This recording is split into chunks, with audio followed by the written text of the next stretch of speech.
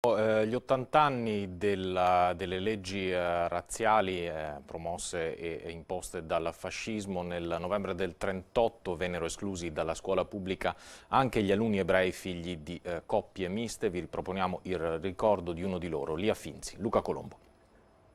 I ragazzi monelli che frequentavano la scuola pubblica, finché passavamo attraverso il campo, ci canzonavano. Ebreo, giudeo, cavite il capeo, che passa il Signor, doman timor.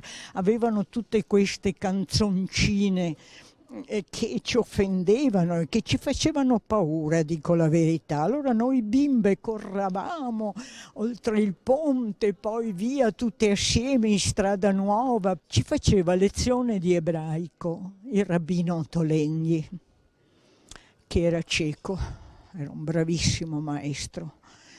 È stato deportato con gli anziani della casa di riposo e non è più tornato.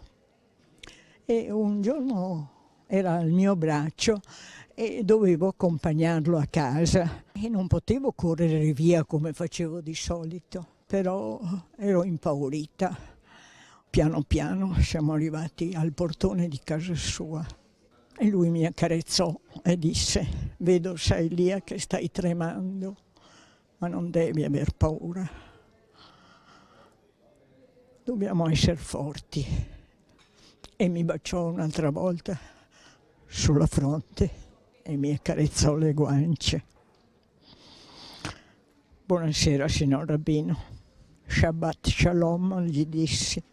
Anche a casa non raccontai questa paura che avevo vissuto.